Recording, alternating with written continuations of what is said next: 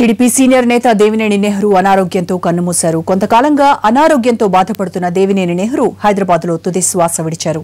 తెల్లవారుజామున 5 గంటల సమయంలో చెస్ట్ పెయిన్ రావడంతో ఆయన్ను హుటాహుటిన కేర్ హాస్పిటల్ కు తరలించారు. తీవ్రమైన గుండె నొప్పి రావడంతో ఐసీయూలో చికిత్స పొందుతూ 5 గంటల 20 నిమిషాలకు దేవినేని నెహ్రూ కన్నుమూశారు. నెహ్రూ మరణ వార్తతో ఆయన అభిమానులు ఒక్కసారిగా దిగ్భ్రాంతి చెందారు. గతంలో దేవినేనికి బైపాస్ సర్జరీతో పాటు కిడ్నీ ట్రాన్స్ప్లాంటేషన్ ఆపరేషన్లు కూడా జరిగాయి. కృష్ణా జిల్లా రాజకీయాల్లో కీలక నేతగా ఎదిగిన దేవినేని నెహ్రూ ఇటీవలే సొంత పార్టీ తెలుగుదేశంలో చేరారు. టీడీపీ ఆవిర్భావం నుంచి ఆ పార్టీలో కీలక పాత్ర పోషించిన దేవినేని నెహ్రూ ఎన్టీఆర్ కు సన్నిహితంగా మెలిగారు. ఆ తర్వాత జరిగిన రాజకీయ పరిణామాల్లో ఆయన టీడీపీ నుంచి కాంగ్రెస్ లో చేరారు. కంకిపాడు నియోజకవర్గం నుంచి 5 సార్లు గెలిచారు. 1954లో విజయవాడలో పుట్టిన దేవినేని రాజశేఖర్ నెహ్రూ మొదటి నుంచి బెజవాడ రాజకీయాల్లో తన ముద్రను కనబర్చారు. BA చదివి వ్యవసాయాన్ని వృత్తిగా ఎంచుకుని తర్వాత రాజకీయాల్లో అడుగుపెట్టారు. 94-96 మధ్య ఎన్టీఆర్ కేబినెట్ లో మంత్రిగా పనిచేశారు.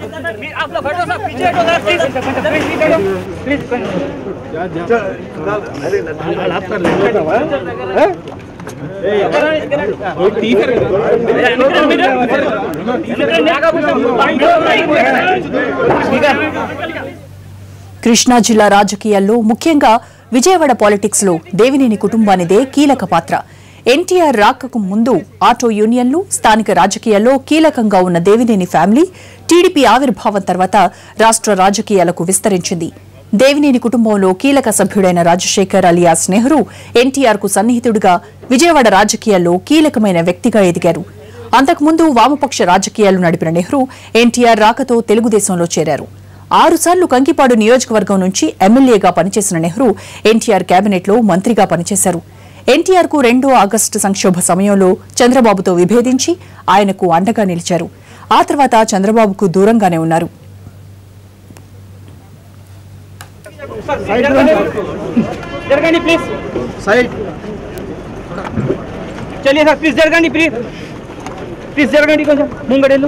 ఒక నిమిషం ఆపండి, విజువల్ తీసుకొని వెళ్ళిపోతారు.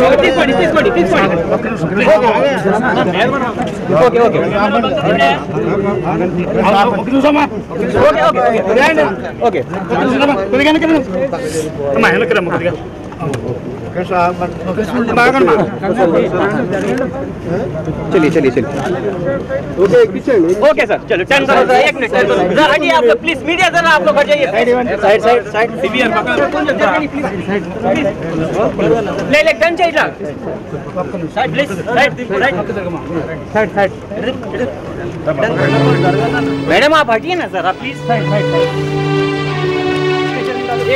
రాజకీయ జీవితాన్ని తెలుగుదేశం పార్టీతో మొదలుపెట్టిన దేవినేని నెహ్రూ ఆ పార్టీలో చోటు చేసుకున్న పరిణామాలతో 1999లో కాంగ్రెస్ కూటికి చేరారు. అయితే నాటి ఎన్నికల్లో ఓడిపోయారు. 2004-2009 ఎన్నికల్లో టీడీపీ నేత గద్దె రామ్మోహన్ రావుపై గెలిచారు. అయితే 2014 ఎన్నికల్లో మాత్రం ఆయన ఓడిపోయారు. కాంగ్రెస్ పార్టీలో ఉన్నా ఆయన ఏ రోజు యాక్టివ్గా లేరు. వయసు మీద పడటం, ఆరోగ్యం సహకరించకపోవడంతో కుమారుడు దేవినేని అవినాష్ ను రాజకీయాల్లో క్రియాశీలకం చేసే పనిలో పడ్డారు. అంతకుముందు యువజన కాంగ్రెస్ నేతగా ఉన్న దేవినేని అవినాష్ ను తనతో పాటు తెలుగుదేశం పార్టీలోకి తీసుకొచ్చారు. తుది శ్వాస విడిచే వరకు ఇక టీడీపీలోనే ఉంటానంటూ ఆనాడు ప్రకటించారు నెహ్రూ.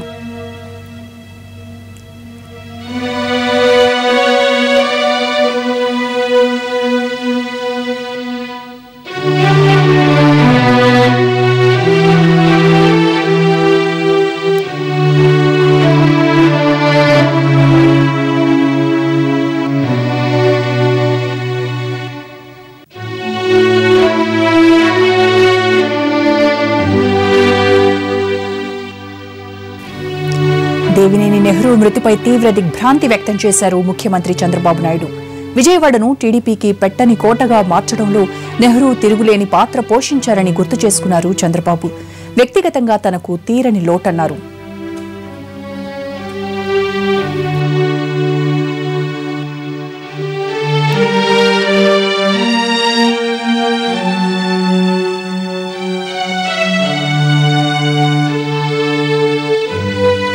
దేవినేని నెహ్రూ మృతితో టీడీపీ నేతలు, ఆయన సన్నిహితులు దిగ్భ్రాంతి వ్యక్తం చేస్తున్నారు.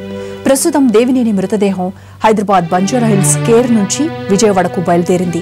అంతకుముందు ఆయన భౌతిక కాయాన్ని చూసేందుకు టీడీపీ నేత నందమూరి హరికృష్ణతో పాటు పొట్లూరి వరప్రసాద్ ఆసుపత్రికి వచ్చి నివాళులర్పించారు.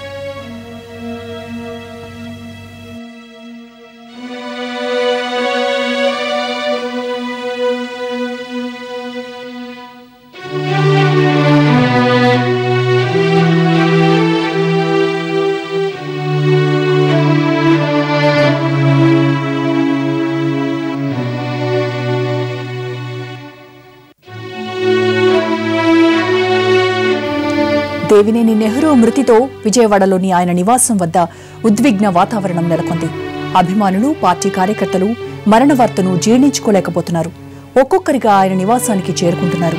విజయవాడ నుంచి మరిన్ని వివరాలు మా ప్రతినిధి హరీష్ అందిస్తారు.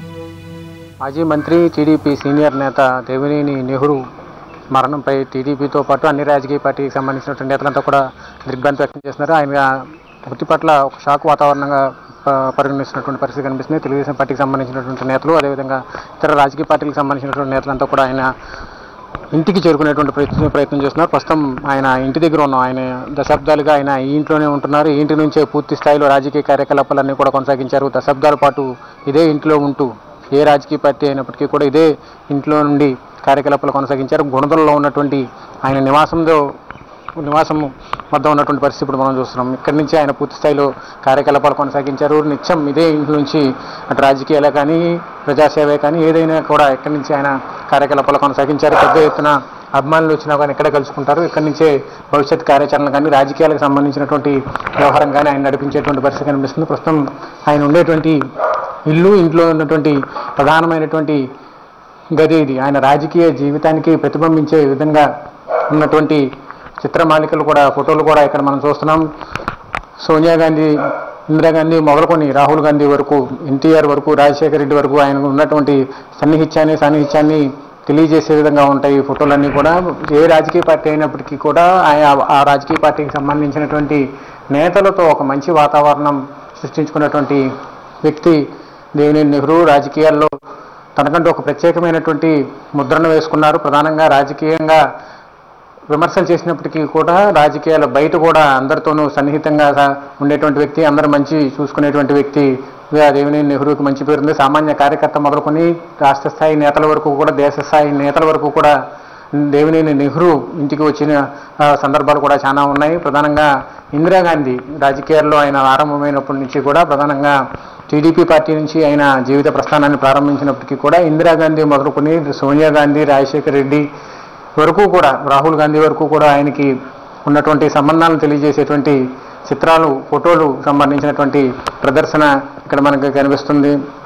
దేశ విదేశాలకు చెందినటువంటి ప్రముఖులు కూడా ఆయన ఇంటికి వచ్చి రావటం, ఆయన కార్యకలాపాల్లో పాల్గొన్నటువంటి దాఖలాలు, ఆ ఫోటోలకు సంబంధించినటువంటి చిత్రాలు కూడా ఇక్కడ మనకి కనిపిస్తున్నాయి. ప్రస్తుతం కింద ఇక్కడ ఆయన మంత్రిగా పనిచేసినప్పుడు, మంత్రిగా ప్రమాణ స్వీకారం చేసినప్పుడు దివంగతులైనటువంటి ఎన్టీ రామారావుతో పాటుగా ఆయన కరసాలం చేస్తున్నటువంటి దృశ్యాలకు సంబంధించినటువంటి ఫోటోలు, ఆ తర్వాత ఆయన మంత్రిగా ప్రమాణ స్వీకారం చేస్తున్నటువంటి ఫోటో, మంత్రిగా తీవ్ర స్థాయిలో ప్రజా పోరాటాల మీద ఆయన ప్రత్యేకమైనటువంటి దృష్టి సారించారు. ప్రజలకు సంబంధించినటువంటి సమస్యల మీద ఆయన ప్రత్యేకమైనటువంటి దృష్టి సారించారు. దేవినేని నెహ్రూ ఒక బ్రాండ్గా పెట్టుకొని ఆయన సమస్యలకే, ప్రజా సమస్యలకే కానీ, రాజకీయాలకే కానీ ఏదైనప్పటికీ కూడా ఆయనకంటూ ఒక ప్రత్యేకమైనటువంటి స్థానాన్ని ఏర్పాటు చేసుకున్నారు.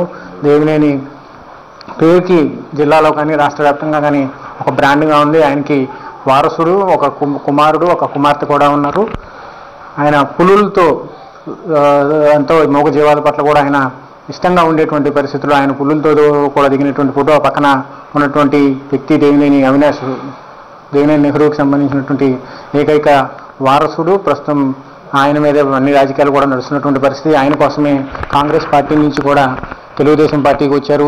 తన సొంత పార్టీకి వచ్చినటువంటి ఫీలింగ్ కలుగుతుందని కూడా నెహ్రూ స్పష్టం చేశారు. వారసుడి కోసం తెలుగుదేశం పార్టీకి మళ్ళీ రావటం, మరోవైపు రాజకీయాలకు సంబంధించినంత వరకు కూడా రాష్ట్ర విభజన తర్వాత నెలకొన్నటువంటి పరిస్థితుల్లో కాంగ్రెస్కి డిపాజిట్లు కూడా గల్లంతైనటువంటి నేపథ్యంలో రాజకీయంగా కూడా తనకి జన్మనిచ్చినటువంటి తెలుగుదేశం పార్టీలోనే మళ్ళీ ఆయన వచ్చారు. అదే రాజకీయ పార్టీలో ఆయన తను చాలించారు. కెమెరా పర్సన్ లక్ష్మణ్తో హరీష్ ఎన్టీవీ, విజయవాడ.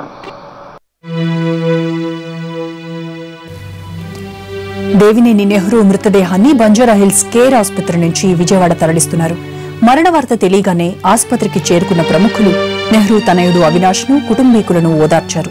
మధ్యాహ్నం 1 గంటకు నెహ్రూ మృతదేహం విజయవాడ చేరుకోనుంది. రేపు అంత్యక్రియలు జరుగుతాయి.